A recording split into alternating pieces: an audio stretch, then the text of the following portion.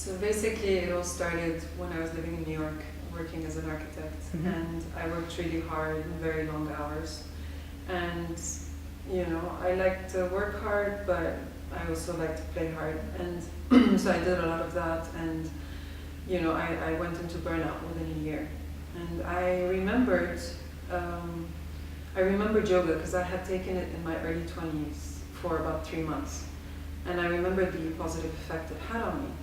And since a burnout is obviously the consequence of a lot of stress, I thought I would need something that's gonna put me in check. And so I started practicing yoga, and very quickly I walked out of my first class, and the first thought that I had was, if every single person on this earth practiced yoga, it would be a completely different world. And I got into it fairly quickly. I started practicing 3 times a week on a regular basis, and I saw the positive effects very quickly as well. So I was sold. And within 3 years, I decided I was going to do a teacher training for me, just to deepen my understanding of the practice. And so I did. I joined a program that was designed for people who work. So it was evening classes and weekend classes for over a period of 6 months. And it was the most unbelievable and beautiful experience, and very transformative. It's a system that gives you a voice, right? And anyway, and so when I became certified as a teacher, I still did not think of myself as a teacher. I still, to this day, do not think of myself as a teacher. I think of it as sharing my practice. And because it is a very rich and multi-layered discipline, it gives you also ground to grow and plant more seeds. So, from this, I have done work with certain associations. I don't know if you're familiar with the Braveheart Fund. Yeah. And then I also accidentally came across this amazing association that takes care of Syrian refugee kids and has created schools. So there's a very strong theme around education. And what they do is really brilliant. They have, the curriculum that they offer these kids is not just, it's not basic. It's pretty elaborate in terms of music and arts, and really giving them the platform to express and most certainly heal from what they've been through. And so the way that unfolded was pretty amazing. I got the chance over last summer to go and teach for the first time on my own. I just went in and brought my harmonium and taught 30 kids, and it was truly, I have taught 1 million classes, I'm exaggerating, but a lot of classes, definitely thousands, and this was by far the most beautiful class I ever taught, because it was contrary to everything that I look for in a class, or I try to pay attention to, which is alignment and the safety of my students, and the geometry of the poses, and bringing philosophy and all these things. But not that this was not present in these classes with the kids, but the main thread, what really held everything together, was just love. It was just flowing love back and forth. And even the people who were, some of the crew who works in the camps also joined in. So it was really like a joint venture, and it was just all about laughter, love, communication, and connection.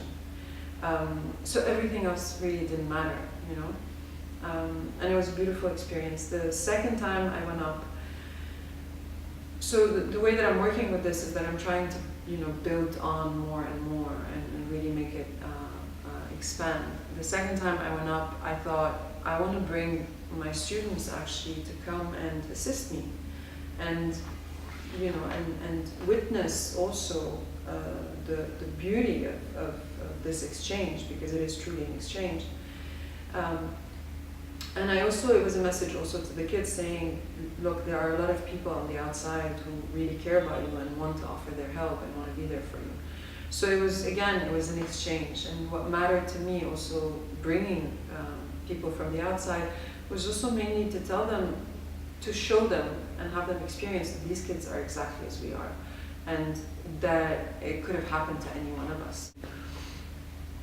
And then the third endeavor was on March 12th, because there was snow up there and I didn't want to wait until the summer to actually have contact time with them. I organized to bring them down, to actually get them out of the camp. That was really beautiful to watch as well, because they were so expressive, and the result, what came out was so bright and so hopeful and so full of love. And it's amazing this ability that kids have to forgive or forget. And this came out a lot. And what was amazing throughout the whole thing, every time I've had contact time with these kids, is how well behaved they are and how eager they are to learn and to receive. They have zero resistance, really. I mean, I've taught adults and I've also taught kids, but they are by far the ones that have the least resistance. In chanting, in understanding, asking questions, their curiosity is pretty impressive, when you engage with them. The purpose of this endeavor is to show them that as much as there's this in the world, there's also love and care and and people who want to do good in the world. And that's definitely the reason why I brought more people in, and I'm trying to expand as much as possible on this. The interesting thing with yoga is that a lot of people, or 90% of the people, and the way that they enter yoga is going to be through the physical. And that's okay, that's totally okay. But the beauty of the practice and how multi-layered it is that yes, your entry point may be through the physical, but then as you go along, the other facets of it start to reveal themselves to you, and you start to feel the shift and the transformation. And the most amazing thing about yoga is that it really comes to your rescue when you least expect it. So when shit hits the fan in your personal life, or something happens, because that's what life is, it really comes to the rescue. It kicks in, and you start to realize the potency of the practice, and you're like, whoa, I can do this. Like, I'm capable of, either rising above a situation or responding with such, grace or detachment or whatever it is, and not react with violence or aggression. So that's the beauty of the practice. And then you have the 10% by which we'll enter through meditation, so through higher planes. And then whether they get to the physical or not doesn't really matter, but it's such a wide pool of techniques and ways for you to heal and grow from that you will most certainly benefit from it on more than one level, even if you realize it or not. It's happening. The shift and the transformation are happening. And so this is to attest that any person who is going to commit to the practice, because it takes discipline and commitment, is going to transform. And a lot of people sometimes socially ask me so tell me about yoga, and I'm like, dude, there's no room nor time to tell you everything about yoga, because it's such a multi-layered discipline, and it's deep, and the more you learn and the more you need to learn, and the more there is actually to learn. I have come up with this very short explanation and like a setting, how advertising, they have a setting line. Not that I'm trying to sell anything, but the one way I know how to summarize it is I usually tell them, okay, yoga is a system by which you are going to become the best possible version of yourself. And who doesn't want that, right? I also think that we all have the power to really inspire. It's not about how much we do in actuality, but in inspiring others to want to do the same. And it all starts with one person. Everything starts with one person. So this attitude that is very prevalent in Lebanon and I hear it in class, when I bring all these ideas forward in class for people to reflect on and think about, and even for them to, play with or work with, even during the physical practice, the asana practice of yoga, is to that effect, and that it all starts with one person. And I often hear back But no, like I can't do anything on my own. People feel they are helpless when they do something on their own. And yet the other problem in this country is that there is no community spirit. Everyone is there's a lot of individualistic behavior. So how do you fix that? And you fix that by actually showing people that you can make a difference on your own.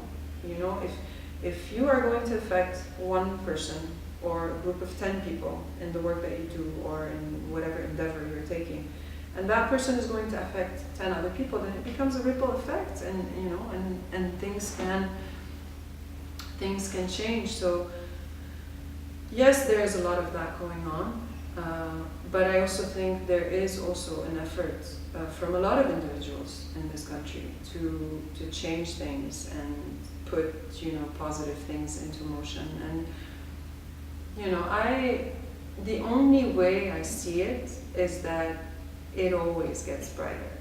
You know, it always gets brighter.